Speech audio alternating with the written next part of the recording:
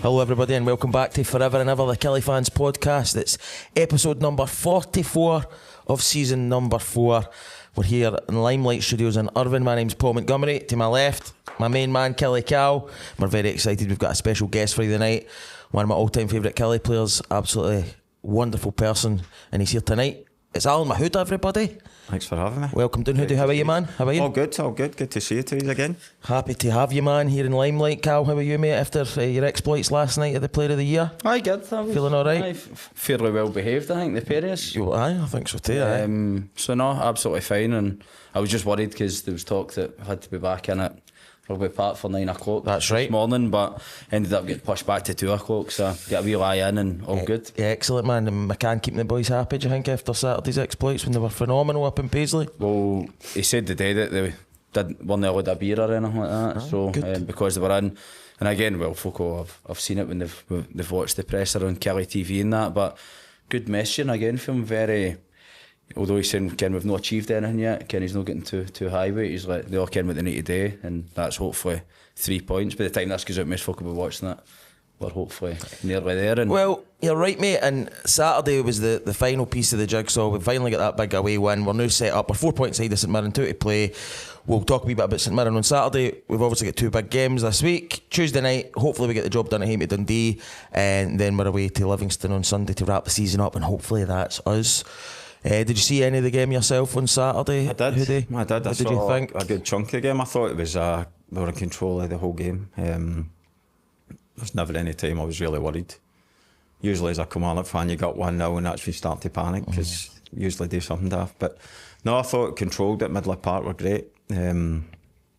Just killed the game when we needed to and stepped up a wee bit. I was talking to the boy before we started, Lowry.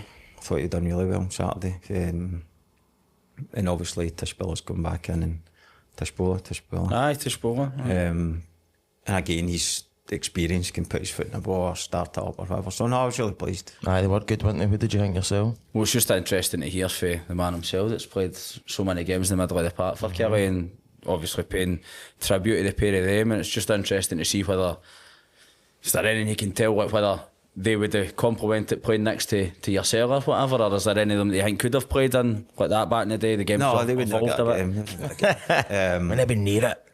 Lucky to get a subs place. No, I thought. I mean, there's guys, different types of players fit into different. Obviously, it's a jigsaw and they'll fit in different. But again, when I watch a game, I tend to look at the midfielders more than I'd probably do the forwards or defenders. But again, no, I thought they were really good. What is it that sticks out about Tishbola for you? Again, he's been getting rave reviews. Again, just I think, like I say, he knows when to just put his foot in the ball. He can play an easy pass, get it back.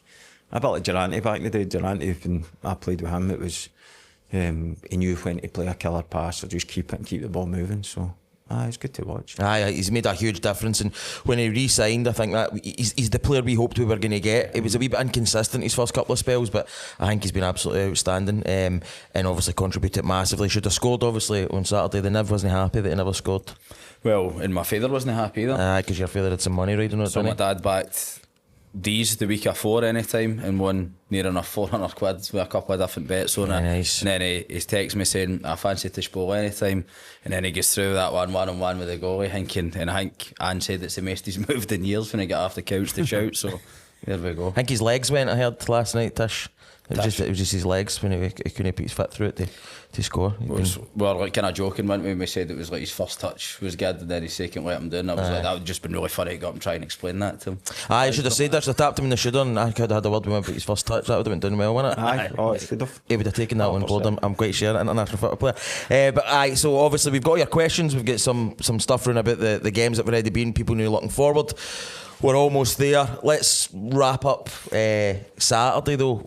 That away win's been something we've been craving. You were up there, Cal, obviously doing your stuff with the Chronicle, and you'll have enjoyed the performance. That the best performance of the season, possibly? Without doubt, Aye. I think so. The only thing that you've got to compare it against is the 2-0 at Tannadice, where we played really well that afternoon, and you thought that hopefully this away thing was going to disappear, but here we are 224 days later before we eventually get that other one away from home. But it just feels like, I think we've maybe had a question as well, but just feels like we've always got that one big away performance in us when it comes to the split. It was the same under McInnes, the first season back up.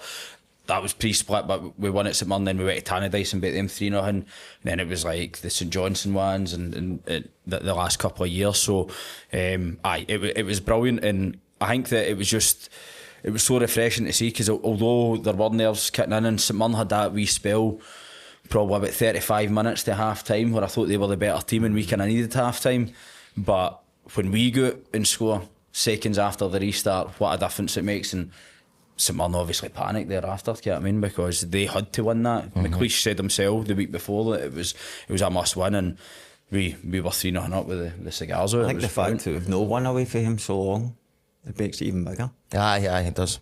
And it came at the right time, obviously, and it gives you that wee 4-point cushion as well. It totally flips the whole thing. We said that last week, didn't we? Like, there's such a massive opportunity there to just change the full outlook of the season, because you're not getting into these last two games, and I'm just after that BBC YouTube thing and talking to a St Mirren fan, and it was like they're accepted their fate now. They're worrying about whether they're going to get the playoff, and as long as we get a semi-decent result tomorrow night, or they go up, where do they put Audrey? They're not going to win up there. They're not going to, especially with the stuff with Robinson and all that. So it feels almost like job done, but you don't want to put the icing on the cake just yet, just in case, because obviously things come back to bite you. No, that's it. There's so many things that can go in our favour, but the equation's simple. We need to go in. If we win, we stay up, and everybody gets Finlay Curtis in that. Be his last home game for us, you would think, anyway.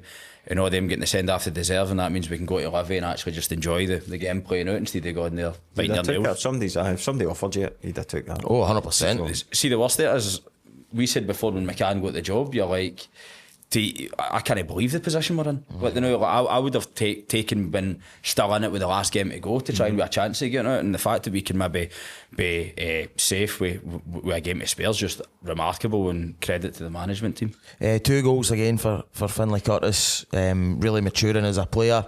What's your take on him, Hoodie, having watched him?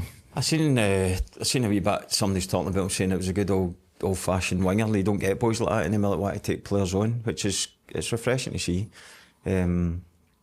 Obviously still a young boy as well, but he's obviously came to us and thought, I'll get a wee go, and the fans have took to him, which always helps. But no, it's good to watch. Great finishes right now. That's what I mean, such confident finishing for a boy of that age, and it's interesting you've picked up on that, because there does seem to be a bond there with the support. When it's a lone player, it's maybe no way was like that, but he's been a revelation really, isn't he? Because he's played in so many different positions, and he's contributed every time. He actually had they singing a song about him. Aye, that's right. 6 years, never got a song. What did you do wrong? 2 weeks and that. But he's Pashy Kenzie, what you say? I know. He's made a chant in it. With the megaphone in the middle of the park. But Curtis is class, isn't he, man? He's a very, very good football player. Brilliant, and as you said there, the connection with the supporters, and particularly players coming in on loan, but also for an old firm team, sometimes that can actually be a hindrance, because folk can't wait to probably be like, they don't care, whereas nobody can question that about Curtis. For the minute he's come in, McCann spoke time and time again about what he actually gives you off the ball as well as on it. Like he said, he works his socks off, and he knows how good he is, but he tracks back. We've seen that with him having to play right back. He's playing the other side, and that's the last 2 weeks. At half time he's been switched to go and play on the left, and it's paid dividends both times, and the finishes were unbelievable, as I've already said. It's actually, sorry. Oh no, are you going? Who'd you go? It's actually interesting you're saying that with the old firm, because when Coyste and Durante signed, and obviously they're signing full time, a few fans didn't like that either. Aye. And that was like, you get Big Mars, Tommy Joy, we had a lot of ex-old firm players, and they weren't necessarily greeted with open arms to start with. Obviously once they made a difference and you seen them playing, but it was a tough one for them to start with. Do you think when players come for Celtic or Rangers, they're obviously massive institutions? I need to watch what I'm saying, because I said I'd never mention Celtic again, but I'm not talking about the football team just in 4 folk come after me, man. Do you think players struggle to adapt maybe sometimes if they're playing at a team of that size, the pressures that come with it, like the likes of McCoist and Durant, and I know you got on really well with the two of them, but how did they find coming to Kilmarnock for a team like Rangers? It was like to me it looks as if it was a big weight off. Oh right. Because you're playing with expectations, and I'm not saying you weren't with us, but you're obviously got to 60,000 every other week at home. and then you're playing Old Firm, and it's things like that. But I think the two of them came and just loved it. Aye, just played. But it seems like Curtis has done the very exactly, same. Playing without pressure. Joe Hugo, fantastic striker, mate. I think for our level in particular, I don't know where he's going to go in his career, but for me, the build-up play for one of the goals, the wee layoff, he plays into, I think is it Kiltie's path he plays it into. We spoke about him plenty. For me, he's got everything because he's got a goal in him. He's quick as anything. He's physical, and he's just got that thing. I know we're all obsessed with football and we talk about the stats and it all counts, but the eye test, he passes it, man. He just looks like a brilliant football player to me. You've loved him for the day dot. He was fantastic again, I thought. Excellent, and of course we gave him the goal because at first they thought that's that, right. But when you see it for that end, that it's him that does get the touch, and it looks like the boy McMenamin maybe puts in the net. But then when you see it in the replay back, obviously he does enough to put enough pressure on the defender that then makes the goal. So we of course gave him the goal without him actually getting in on the ball. But he's just brilliant so many times. I even think for the Curtis's second goal, when he gets the ball in the space on the right hand side, he pings the ball back to the edge of the box and finds Lowry. Lowry takes no the best touch, but he still gets it. But I see if that's anybody else, don't get me wrong, a lot of folks say when you get into that area, just get it into the box. But he finds a man all the time, and it would be easy for him to just say, right, I'll drill it across the 6-yard box, but he doesn't. He picks out Lowry. Lowry then picks out Curtis, and then it's a goal. And of course, that touch he does again on the halfway line, bang, and lightning quick, and he's been an absolute revelation, and I can't wait to see him full pre-season under him, and hopefully Tyrese John Jules back and the pair of them up front will certainly be a good sight. Aye, there's plenty there. Would you're obviously made a career out of presenting strikers with chances. What kind of striker did you like to play with? Was it somebody quick or was it somebody physical? Who was the best that you played alongside? Obviously you mentioned Coisty, that speaks for itself, his record. His first game, got a hat-trick against Hearts, so that's just summed him up. And it was great finishes as well. Big Boydie was different. He was young, he was raw, and shoot for anywhere. The one you're talking about, when he first came in, the ball would get played up to him and you would make the run for a layoff and the big man just turn and shoot. You didn't make too many of them. No, he stopped making them. But as he got older, he got a wee bit more and he brought. But it was just learning the game, as you see about that boy there, bringing players in to play and stuff. But it was good. Co-card, just gave him the ball and just let him do whatever he's doing. McLaren again, he would go and take boys on, and Andy had a wee bit of pace. He could put one over the top for him to chase. But it's a different mix as well. Young and old is always it was maybe not so much now, but it was always like an experienced, a younger guy, right. Fresh legs, older heat type thing. That's the way it always was when you were growing up. But I just like playing with somebody who scored goals, got your win bonus, go out the league. Aye, that's what it's all about. At the end of the day, I think we have got that, especially if McCann's come in. The patterns of player, obviously, night and day, man, to what they were like before. Again, another person that's been huge is the goalie coming back, and there's another clean sheet, makes a crucial save at that crucial point that you're talking about. Maybe when St Mirren are coming back into the game, it's hard to overstate the difference that he's made, and we've been saying it for weeks and months and everybody knew that really, but he's obviously had that massive health complication that's had to be managed. But what a difference having that boy in goals, huge. And again, it just breeds confidence throughout the entire team, but also in the stands as well, again, because the supporters are fully behind them, and again it's like such a crucial save at that point in the game. And again, I thought we're excellent on Saturday, and I still think you never know, it's all hypotheticals here, but it's been interesting to see how we would have reacted. We doing all the hard work to eventually getting a head in an away game, but then to be sucker punched with that, how we would have reacted. Again, asking me the new full belief that we would have still went on and done it, but you never know, so it just shows how vital that save was for Max. And anything else that kind of came into the box, he came out, collected crosses and looked fairly comfortable and everything else. So when he was asked the big question, he came up. Would you think of the goalkeeper? I think, as you say, it breeds confidence. If you've got a goalie that looks confident and plays well, as you were saying, it spreads right through the supporters and they're confident and then they get behind you. Whereas a goalie makes a couple of wee errors and all of a sudden there's wee rumblings and I'm not sure about him, and then the goalie hears that and maybe his confidence goes down a wee bit. So obviously a hard position to play and a thankless task. But no, that's the total difference between, as you say, winning the game maybe comfortably and then them scoring that one and maybe getting back into it, and all of a sudden it's a wee bit jaggy and you don't know what's going to happen. You obviously had the likes of Gordon Marshall for years at Killie. Aye, Big Marsh was great. Never usually go on with goalies, but I clicked with Big Marsh in the big and had still meet him up for a couple of sherbets every now and again. I thought he was great. I thought Biggin just commanded his goals. I mean, he's big boy as well, 6'4" or whatever. But he'd been at Celtic for 7 years, so he was an experienced player. But off the park as well, good big guy. And I think that was important for the team as well. He was a brilliant goalie. Probably up till Bachmann, I would say Marshall was my favourite. Just like, I don't know if the goalies like that exist anymore. Gordon Marshall just...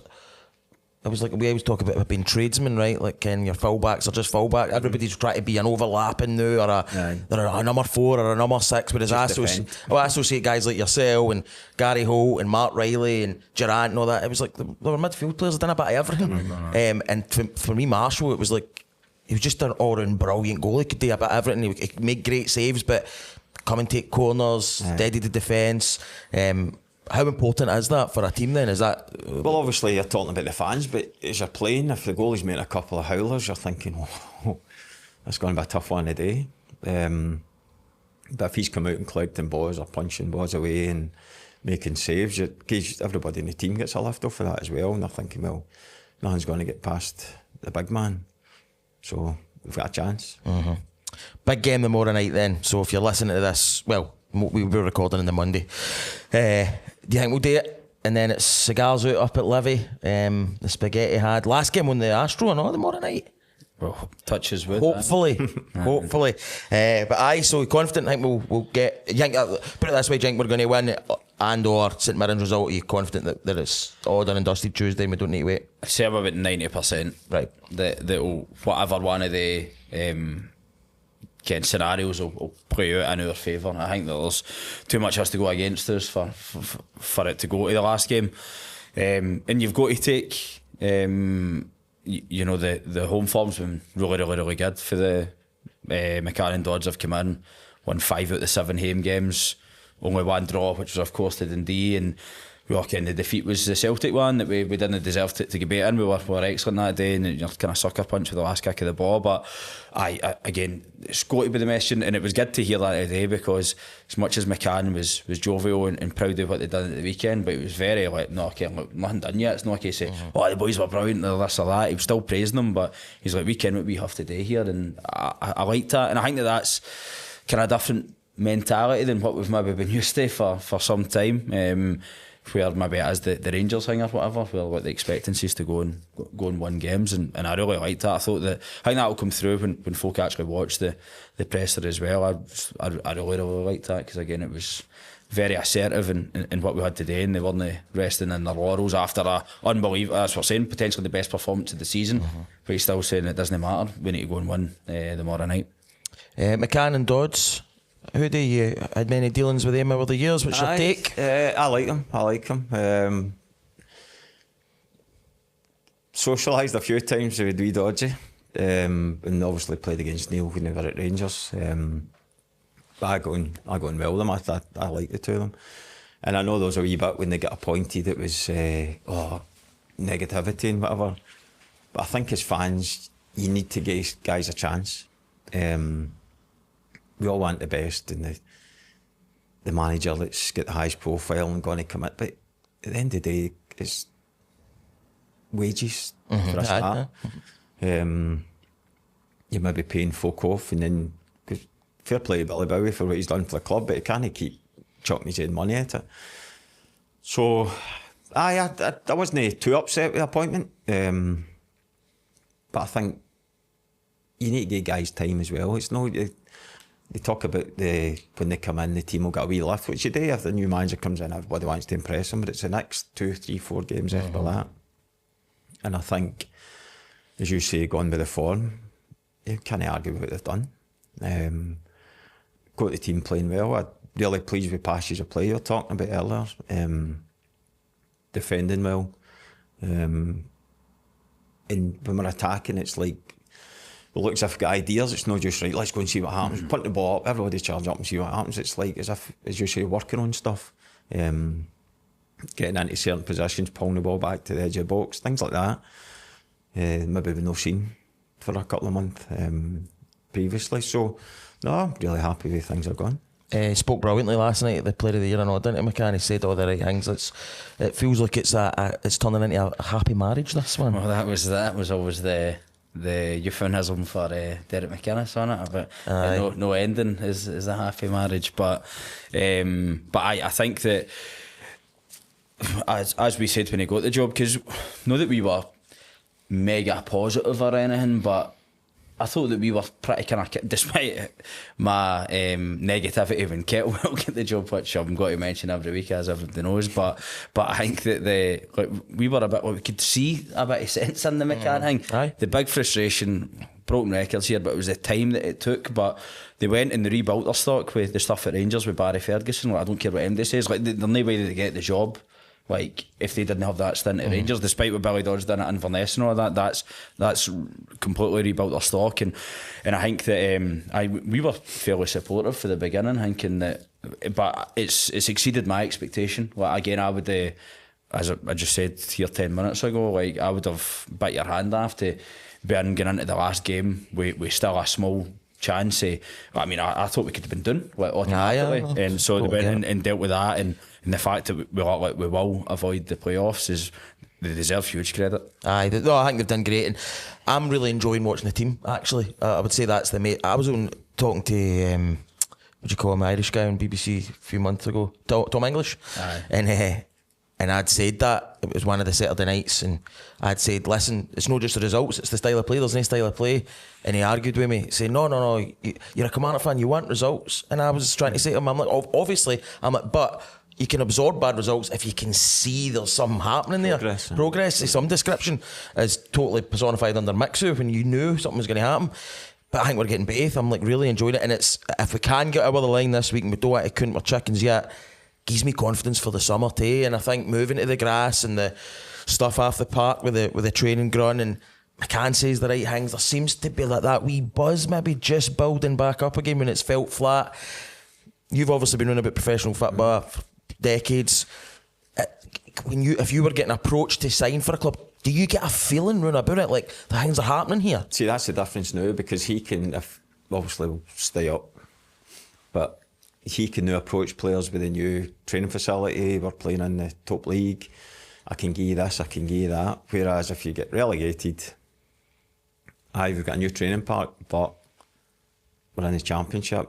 I'm not getting the same kind of feel about it. But I think finish the league strong, and then it'll attract different types of players. And we've obviously, him and Dodge, have good contacts throughout football with different people they've have been in things. So I think it bodes well. I think it'll be a good summer.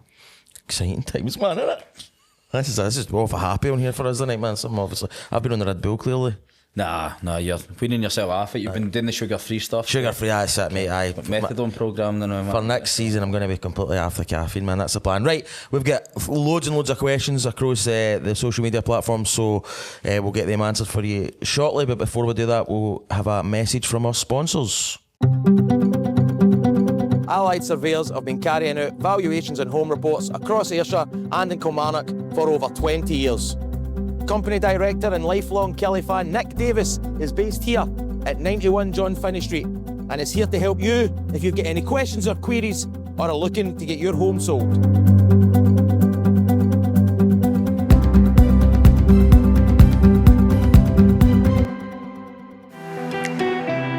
Hi, I'm Jim from Gemmell's Van Sales. We're a family-run business based down in Home Quarry Road in Kilmarnock.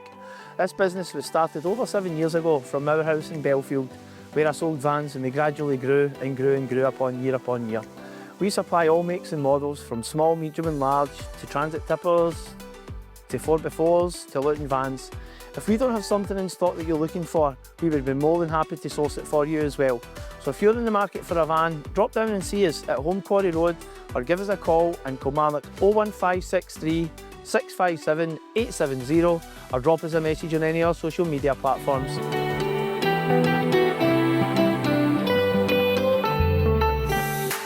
Massive thank you to Nick at Allied Surveyors and Jim at Gemmels Van Sales. Jim was there last night, the player of the year. Did you speak to him? I did indeed. Good to catch up with him. Introduce me to him. Aye, we need to do that soon, man. But aye, big, huge thanks to both who have made such a valuable contribution to this podcast, and we really appreciate it. And if you can support those local businesses, please do so. Somebody who's also making a massive contribution to this podcast, Alan Mahood, joining us this evening.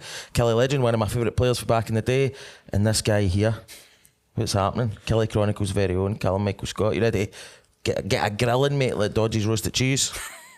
You ready? Really looking forward to it, man. Aye. Right, okay, let's do it. We're over at the KillieFC.com forums. Right, here we go, boys. Strap in. Changing Man says, when you combine the performance and the result, how far back do you need to go to find another one that's comparable? Looking at 2 years for me. So Saturday's performance, when was the last time we played that well?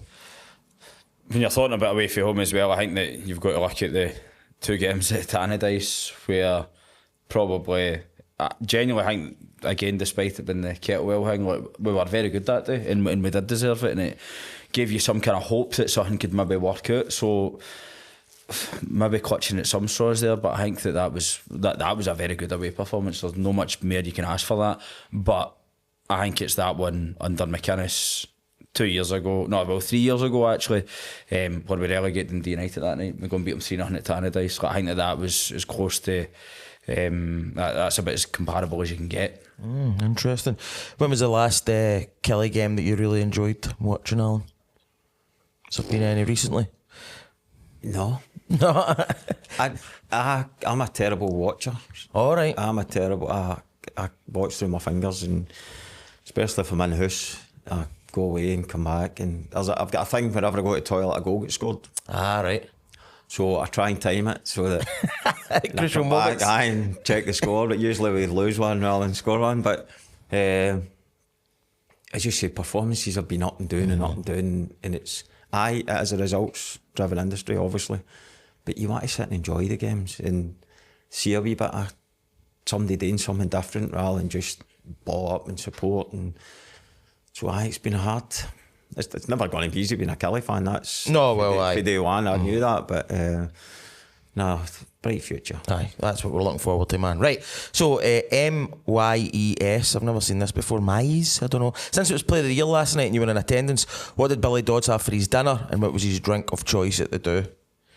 I never noticed, to be perfectly honest with you. Dodgy three-courser all night. Oh, did he? Well, you can get his professional. I wasn't even there, Aye. but looking at Dodgy, he said a three-courser. You think he's a three-courser? He had a cheese board and all. Oh, he's went all the way, man. I think so. I think he's ripped Roasted the cheese board. You think he allowed himself a pint, Dodgy? Dodgy loves a pint. Does he? What does he actually drink?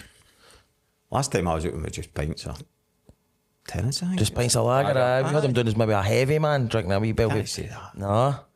He's on about weight, but he's not. Like pints of heavy. So there we go. This is what we bring you, everybody. We don't need to spread rumours anymore. We can get it confirmed that Dodgy drinks tenants. The real insight. That's what it is. It was a nice night though, wasn't it? It was good fun. Brilliant night. Very nice to be invited along, and it was cool, man. Aye. It was good. And you get a good cheer when you come up on the screen, huh? Aye, I know. I was Somebody had a great tie on last night. I had a, The infamous tie. did people know the story in the tie? Don't know if they did. I think we've maybe mentioned before, but of course, they on the socials would have seen the I don't know, Magic Club tie that I was wearing, which was kindly gifted to us for this man, and you get the other one. But I picked that. That was my favourite. I remember even as a wee boy, Aye. always loved that. And you seen, again, if like the manager or whatever would wear it on odd occasion, because we've no got that anymore. That's like a proper original. So That's a good 25-year-old, that probably. Well, I told you last night what my plan is for the tie that Hoodie gave me, didn't I?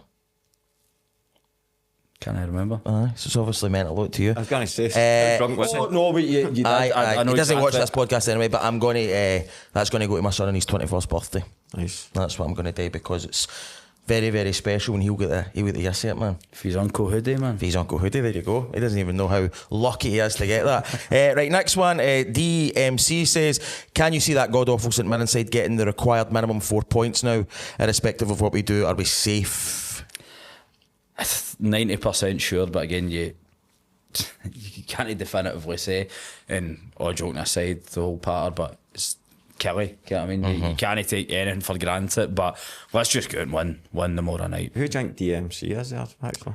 DMCF 86. Oh, I just thought it was maybe Mr. McCannis. Maybe that is, by the way. Dale, you're welcome in the pod anytime, mate. Mahood's best mate, mate. Exactly. Aye. Mine too. Right, Red Dog says, Cal, how annoying was it sitting at your laptop gazing at that glorious away end? Finally get the big goal at the away end and you weren't even in it, mate. You were at the laptop. Absolutely gutted, man. Were you? To be honest, I See, when Killie scored, do you jump up? Nah, but I was so professional. Oh, and honestly, man. Can he though? Because you're surrounded by home fans. You were sitting next to Chris Boyd. So Chris Boyd was a couple in front of us. Did you jump up? No, but I seen his foot going like this when the fans were singing. And it was hello. For those of you listening on Spotify, he was just it gently was my tapping there. tapping. Hello, is it? Aye. Aye, but it was very, because obviously I was sitting, Scott Watson was sitting with us, as well as Blair and Ewan, so we obviously had a wee come on, but you can't actually jump up and shout or anything like that. You're weird, man. Out of respect, mate. Fraz gets in touch. Morning, gents. 2 quick questions. With 3 goals in 2 games and solid performances to boot, Finlay Curtis on the plane to America with Scotland. Do you think he'll go? Go in the squad? No. I think Clark will go with the experience. I think, because I seen an article actually, we're talking about the likes of McBurney, Big Ross Stewart. Aye, doing well down there. Who have got better goal scoring records than Lyndon Dykes and Shea Adams and stuff, but they're saying how Stevie likes to stick with the tried and tested and the old guard. I'd love to see him going. Maybe a wee bit. But I was going to say maybe the next one, but you don't know when the next one will be with Scotland. Yeah, that's true. But no, personally, I can't see it. Aye, it would be. I actually think he will. You think you will? Honestly, Go for it. Because I think that we've just had it been an actual striker, I'd be like, no chance, because he'll go with his trusted guys, but I just don't think there's any Something wing. different, maybe. There's no wingers at all. I think he's the perfect curveball. Interesting. We'll see. And he's on the form that he is as well. So. And Fraz also says if Billy Dodge was attending the Killie Beer Festival at Rugby Park on Saturday, May 30th, support that if you can. Everybody, tickets are still on sale. What would his drink of choice be? I think he'd be on a pint of heavy and a packet of scampi fries. We can confirm. Well, that was back in the day. I've not been out with Dodgy for a long time, so Right. maybe he's changed his drink. Diversified a Maybe wee bit. he's mixing it up a bit. Mixing it. Scampi fries, I'm no sure about. Nah, but listen, Is they still a thing? You still I've get not seen a them. scampi fry myself for a while. I'm sure you get them in a pyramid. Oh, do you? You definitely got Doesn't them. mean that he's checked the date. But You've been in there. Who'd you scored that goal against Celtic, man? Still the same loo roll in the women's toilets in the pyramid. How do you know? 20 years ago. Billy, tell me. Mark says, can we get Tish back for next season? Assuming Watson and Lyons are gone, it's a key position for us. I think, again, they've got to. I think that'll be the statement of intent if we're able to get him signed up. I mean, come on, he keeps coming back. Like, what else can he really want? Aye. I get if we went down, he's got to play at the highest level he can, but surely he's got to stick about. Got to make it happen, get him on a couple of year deal. This is one for you two boys. Killie Nice says, now that Killie are safe, are we getting a wee bit ahead of ourselves here? Safe-ish. Now that Killie are safe, will Scotland go to their World Cup group?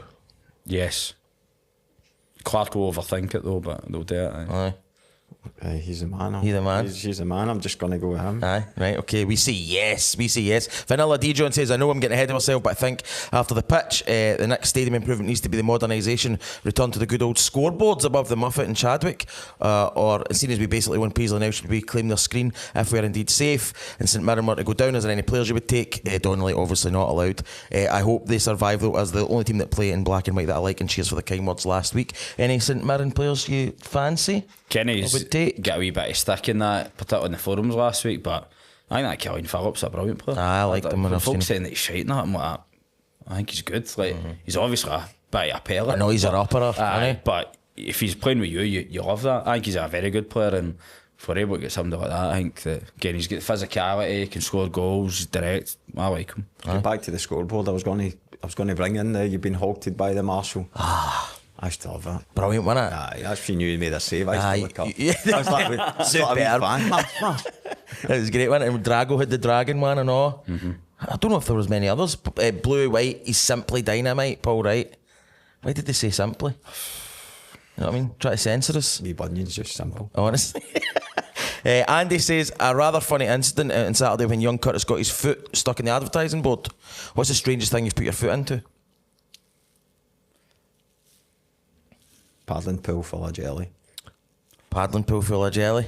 I just made that up. Right, all right. I thought we were going to get something there. Exclusive there, no. I thought he was talking about jellyfish, and I imagine standing in that jellyfish. Oh, that wouldn't be nice, man. And you've ever put your foot in your mouth on here a few times? No, I'm always good at kind of covering my tracks if I even get myself into a kind of bad situation where I've maybe, even an incident happened on Friday, well, somebody overheard something I said and I was able to tuck my way out of it. Can't disclose it. No, we'll avoid that. I was taking the piss out of somebody that helped me take the piss out. And then I was like, oh, what was that? And I was like, oh no, it was something else. Oh my God, right, tell me when we come off there. Nah, it was nothing bad actually, it was mere joke. Prestel said should be offering Big Max a contract next season. His interview about his heart problems was inspirational, such a great attitude and outlook in life. Totally agree, mate, and what a difference he's made. Confided Miss 1869, 2 back-to-back 3-0 wins. Not to jump the gun, but hopefully nearly secured Prem football. I'd like to hold my hands up, voice my displeasure in a few words on the forums about McCann and Dodds, but I'm over the moon to be wrong. They've done a great job and salvaged their season after the diabolical Eddie Munster era. How do we convince Sevco that Finlay Curtis is shite? This lad is going to be hard to replace next year. Season tickets are purchased. Nice one, Mikey. Think there's any chance you get Curtis back? It depends who the Rangers manager is. Oh, So it's by two. Is Danny Rowe got? You think he is? Oh, right. So there you go. It depends who comes Depends into who- that job, and if he maybe thinks he'd. A new guy might come in and go, well, the wee man done well last year at Kilmarnock, maybe put him back out just to. Give him another few Aye. months. Or he might come in and give him a shot at first team in there. You just don't know. What do you think, Cal? What's your instinct saying? He's certainly good enough to go and play for Rangers next season. We all know that, but I think it's as Hoodie touched on, it all depends on what the manager could be like, because somebody else that's maybe not familiar with the Scottish game want his end players, and I think that for Curtis's benefit it would do him well to get and just play a full season. Just keep playing, aye. Oh. But I think he's certainly good enough. I don't see him coming back. Nah, he's very, very good, man. And he's getting better too. Scora says, out of contract players in the summer, who would you offer new deals to? We'll probably do that when we round up next week. That'll be a big basis of it. Van Turnhout's header says, great escape. We're one step closer to safety. Looking ahead next season, will it be Hugo or Tyrese John Jules tasked with filling the Dakar shaped over the number 9 jersey next season? Somebody's got to wear it. And given that we could be looking at new names on the 3, 4, 5, 8, 9 and 10 shirts, do players care about their shirt numbers? So number 14, you and Johan Cruyff, that was the two for me.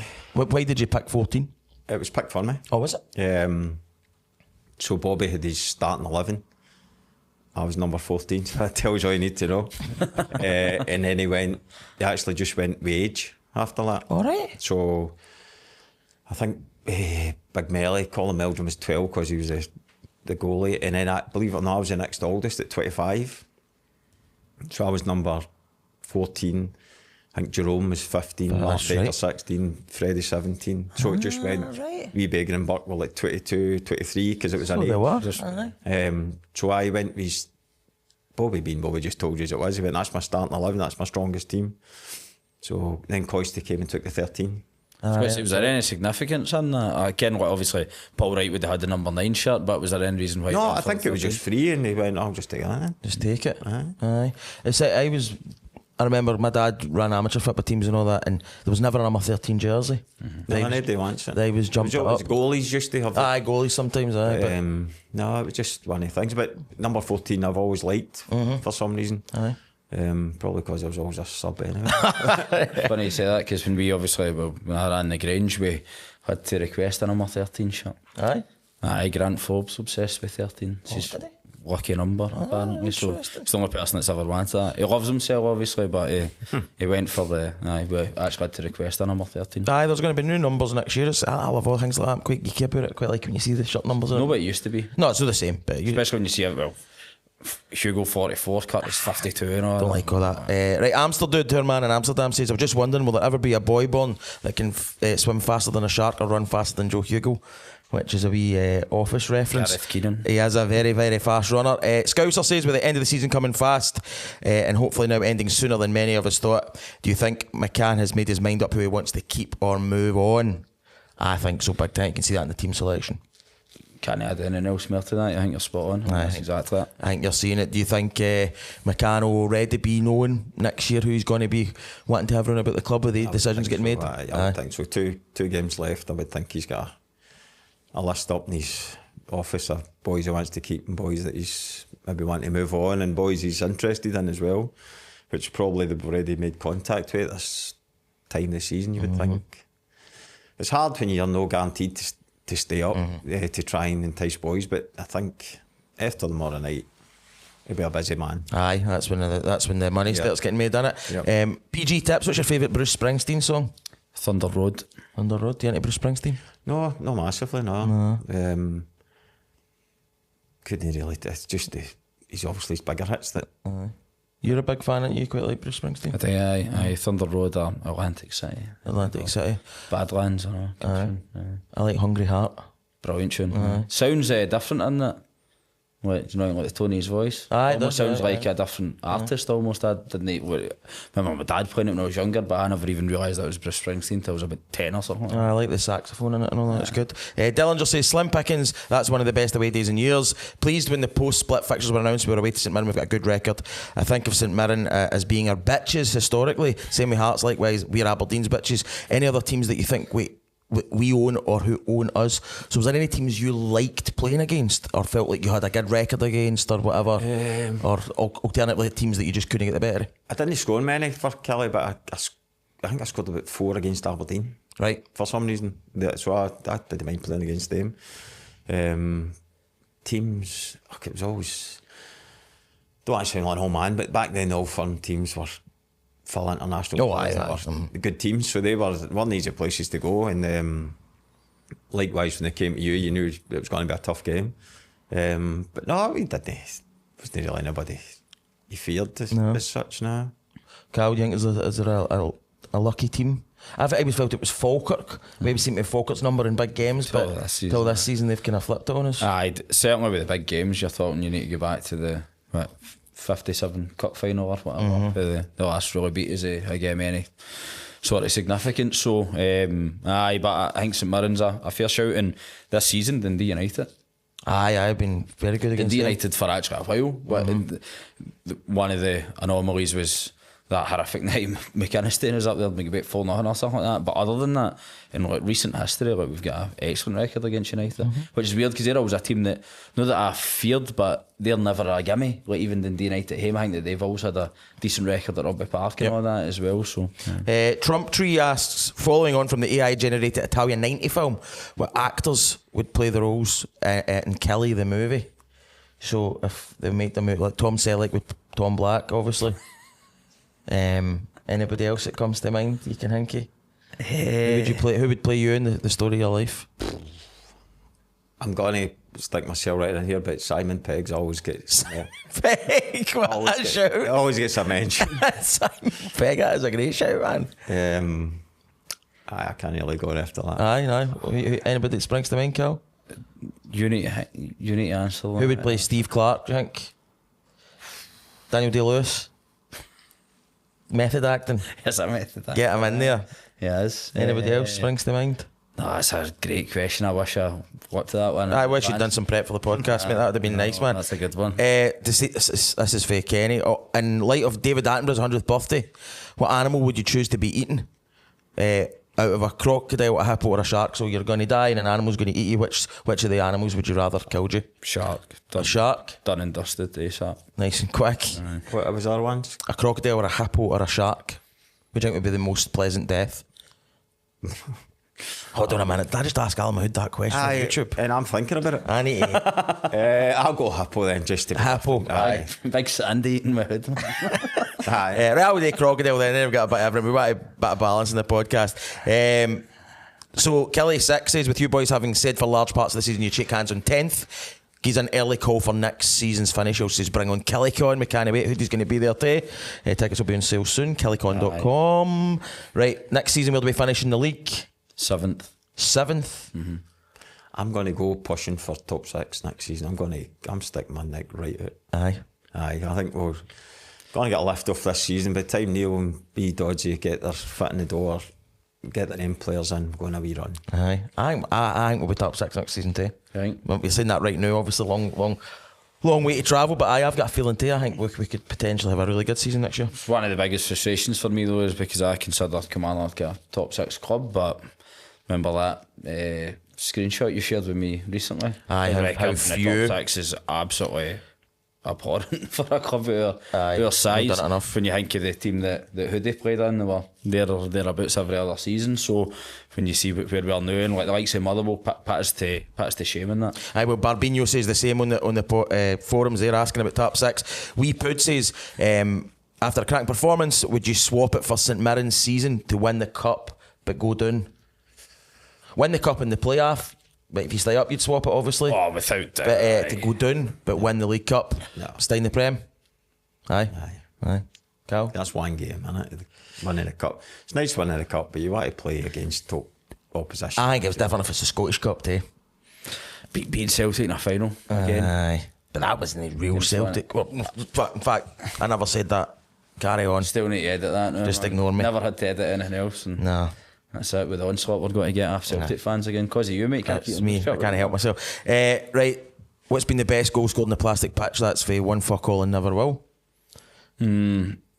Probably, again, a couple of ones for Mackenzie just to give him a bit of shout. Don't know, actually. Obviously been 2 different plastic pitches as well. I have. I don't None know. that spring to mind. Stephen O'Donnell scored a couple of good ones in the past. And Jolly scored a cracker or no? Jolly did. Michael and Jolly.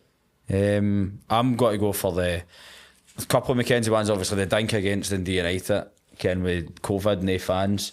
But he also scores that one for like out on the right hand side against St Johnstone. Oh, aye. Tap in for there.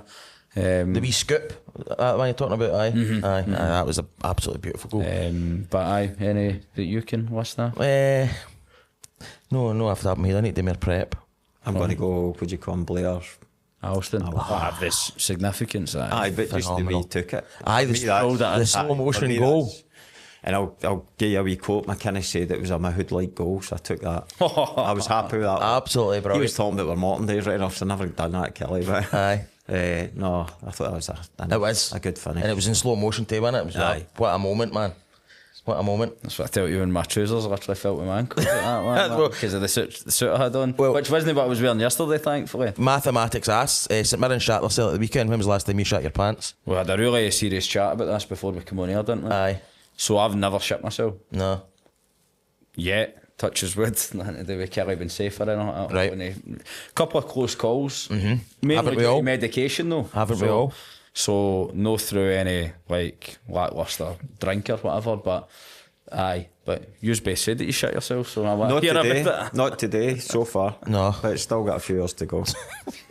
We'll see what happens. I don't, but I had an issue with a number one. I get stuck. Stu, you'll relate to this, man. I get stuck on the Kingston Bridge. No, not the Kingston Bridge. Forth Road Bridge. Got to do a wedding. Roadworks. Stuck on the thing for like 2 hours. I'd necked a big bottle of Volvic on the way up and couldn't get out of my car and was stuck on the bridge. So I had to use the Volvic to pee into, but I'm sitting down in the car, disaster in shoes, peed all over the seat, peed all over my suit trousers.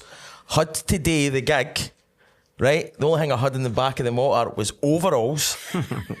So I had to do the gig at the wedding, black shirt, silver tie, navy overalls, tied round my waist. True story, man. But anyway, the bride and groom are still together. They're very happy. See, I thought you were going to play a blinder like Lloyd Christmas there and split it across about 6 different empty bottles of Bud. If I'd had that option, but nah, it just didn't go to plan. See, I just had to do it and I had to do it in the car, mate. Aye, and like it was just circular economy, that. It was just horrible, man. Aye, so there we go. And I don't mind admitting that live on YouTube, everybody. This is what you get. Mogwai says, I'd love to secure 10th place on Tuesday night and give the players and management a nice send-off before the dead rubber up at Livy. Hopefully the Dundee players are on their holidays. On that theme, we all remember McInnes used to jet off to Florida. What do you think Neil and Billy are going on their holidays? Billy's Benidorm, man. You think Benidorm? 100%. Neil? Not sure. Nah. What do you think they'll go on holiday? Do you think they'll go together? Oh, maybe they do, by the way. Got to be a happy medium there then. Aye. When you're talking about the main Where would they go together? So They where go would they go? abroad and then go to Blackpool for a couple of nights for Dodge. And then just balance it out a wee bit. Come back, aye. I love it, man. Fly back into Manchester, drive up to Out to Blackpool, aye. Makes sense, doesn't Stay it? at the Craigie Dawn, that's where Agnew stays. Right in the promenade. Oh, of course. Beautiful. Seen Agnew yesterday. And KS 1992 says, who would you put in the Hall of Fame that isn't there already? He says Jim Jeffries. Jim Jeffries. When I was first supporting Killie, it was Ian Bryson was my. Aye. No, I loved him. Brilliant. We Jim Coburn, I need to give me Kobe, he's a good Coburn man, I need to give him a mention. He played about 8 million games and scored 2 goals or something. So I used to play sevens with him on a Friday night latterly and he was getting stick for it all the time. But he still works at the club, didn't he? Aye, you still see him, hospitality and all that type of thing. Great wee guy. Brilliant. Right, okay, we'll battle through a few of these. We don't have loads and loads of time left, obviously. Jamie says, how good that they have players like Lowry and Kiltie and they've improved so much under McCann. Do you think it'd be worth Watson staying on for another year now for McCann to work with him? The vibe last night wasn't good. I don't think he's staying. Surprised that they asked him that as well on the stage. Aye, that's right. So fair play to Bob Dykes for doing that. But I can't. No way Watson will be here next season. Nah, I can't see it. I wonder what kind of level do you think Watson will go to? Where can you see him? Down south, maybe. I think so. Kind of first division championship Aye. kind of level. Aye. I would say that's I think the same. Listen, I love him with bats. I think he's great, but he's obviously still got a lot to learn as well. He'll tell that himself probably, but maybe just he feels as if he's been here for years and years. Aye, it does feel like that for such a young player.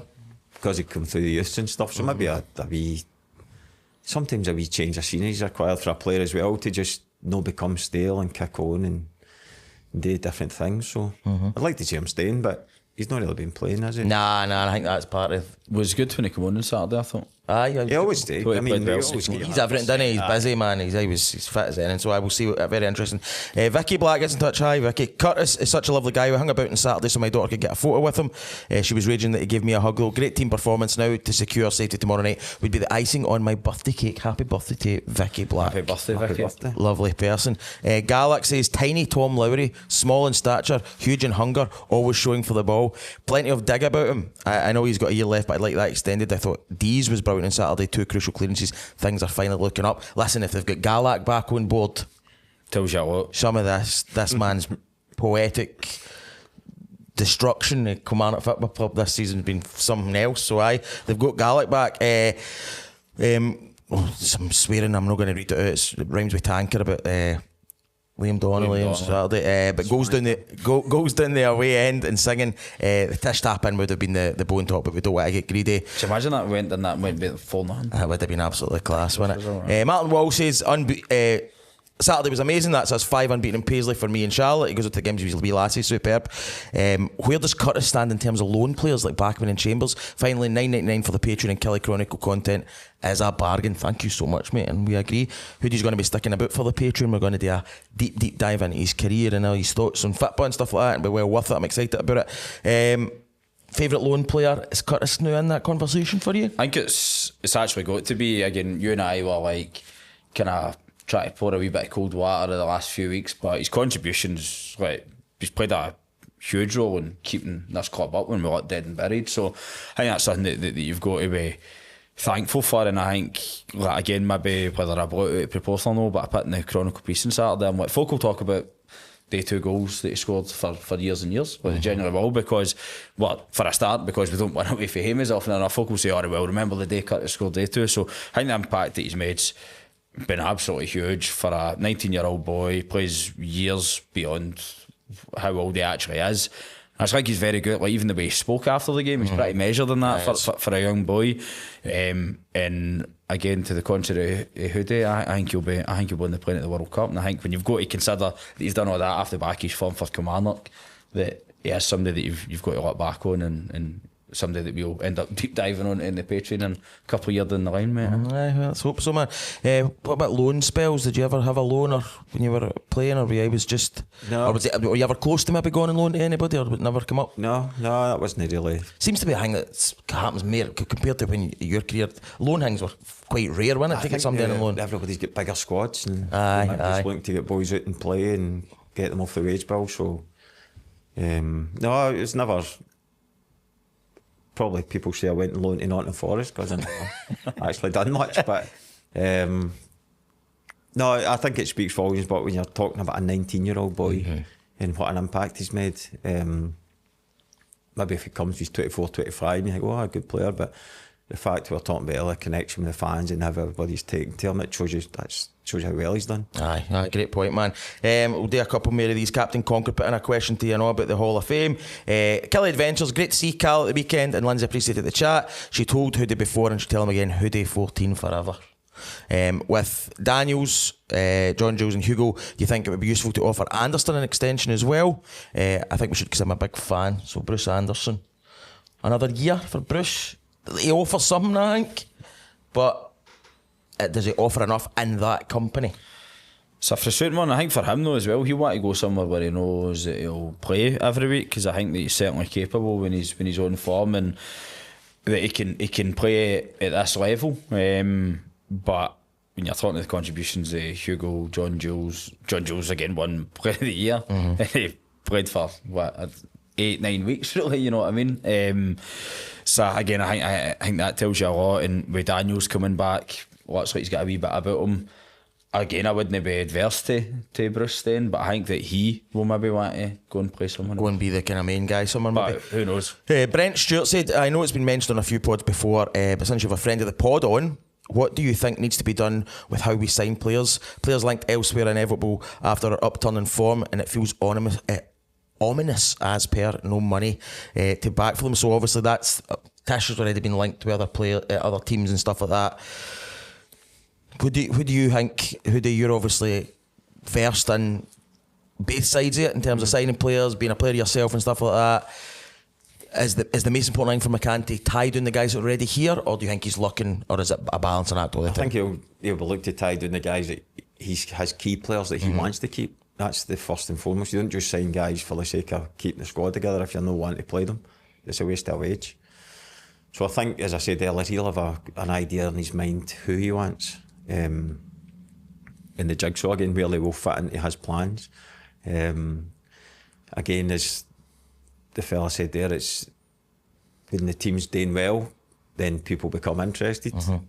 Likewise, if a team gets relegated, there'll be somebody sitting ready to take out the best players and offer them a better deal or a better environment to play in. So again, it's all swings and roundabouts, isn't it, really? If you're happy here, you sign. That's what I think. If you're happy and you can see a wee bit of difference, a wee bit of future in the club, a wee bit of success, then be happy. Don't always chase. It's not always, grass isn't always greener, especially at our club. Well, will be next year, but no, I think he just needs to build a core of players that he wants, and then bring in the other players that he's I had a wee bit of seasoning. I'm hoping Tish was listening to that there. Alexander Marchi, again, brilliant YouTube content, man. He was asking about Curtis maybe coming back on loan, and John Spears, will end on this one, was DR Congo 1, Jamaica 0 in the World Cup playoff, the key result in Killie's season. The midfield controller has been different class and staking a claim for going to the World Cup himself. I sincerely hope he gets his wish. Tish Bolandor. Well, could you imagine though, come the summer and you've got Tish at the World Cup, Finlay Curtis there with Scotland, and George Stanger there with New Zealand. Does he look for? Aye, and Killie will be Killie. The coin. A wee bit of FIFA money coming in too. So again, it shows the significance of that, and it's just been a really, really good fit for Tish this time, and I'm hoping that it all works out the way that we're wanting, and he goes and he signs a 2-3 year deal in the summer, give him the captaincy and kick on for there. See, maybe the last time he was here, it didn't suit him because of the type of player. I'm no slagging him off, he was playing with before, but now he looks as if he's the main man. Aye. And he's thriving on it, whereas maybe before he was just a kind of, not a bit part player, but he wasn't thought of in the same way. And again, different manager, different surroundings. It just, but maybe he's now thriving, thinking, right, I'm the man, and I'm loving it. So let's do it. Aye, well, I'm thinking that's the case, and I would what a boost that would be. Imagine we get through this, we go and win tomorrow night, and then a couple of new deals get announced. Imagine Tish get announced this time next week or something like that, and a 2-year deal would be incredible, wouldn't it? And really kind of lay down the marker for making big progress next season. And I'm optimistic about that because I think that again McCann carries something different now. I don't think he'll settle for dicking about in the last minute and waiting for folk. He's like, if they want to be here, they will be. Again, I've got to wait for the right players and all that, I understand that, but I just think that he's cut for a different cloth, and I think that whoever he wants, if they'll be here, they'll sign immediately, and it'll not be waiting about and seeing how the week's going. Different with the likes of Curtis. If there's a small chance of getting him back, you wait to the deadline for somebody. Aye, he's worth the wait. By going and do that, and then just like, because Kim never got to his question, but Alan Taylor got in touch. Did you hear him on Radio Scotland? I didn't. I've not heard it yet, but I will go back and listen to it. You need to listen to it. Brilliant. And McCann actually brought it up in his press. Oh, did he? And I was like, brilliant. So obviously I put Alan Taylor forward to doing it. How many times you and I have been the BBC, never made that amount of impact. And there you go. It sounded like he was about to burst into tears at one point, but I think it's because his voice was that going for the game. But you just hear all the Killie fans singing in the background, and it was like, yeah, like that's what it's all about. And it went doing really well. Kenny McIntyre and Tom English and that were loving it, and it showed the effect that even Neil McCann was quoting it. Excellent. Well, friend at Pod, Alan, and there'll be a few more questions that I've just not the time to get round to, because we'll need to wrap it up just about there. But things are feeling positive. It's been a sloggy a season, but we're nearly there, everybody.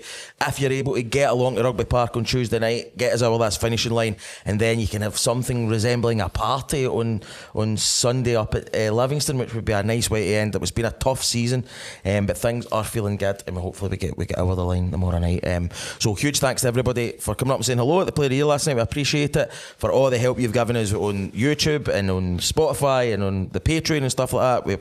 It's been absolutely phenomenal, and we don't take it for granted. And to yourself, Alan Mahood, for coming down and helping us out the night and everything you've done to help us. No problem. It means an awful lot to us, and it's still a buzz for me to be sitting here talking to you. I don't want you to think I think this is I'm cooler than I definitely don't. The idea you were going to do that, impersonate that guy that the guy with the films. It's probably too much a deep dive to go into.